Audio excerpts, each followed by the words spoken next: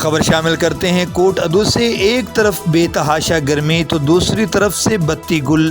کوٹ ادو اور گرد و نواح میں فورس لوڈ شیڈنگ، عروج پر بجلی کی آنکھ مچولی، وقتاً فوقتاً جاری، عوام پریشان حال۔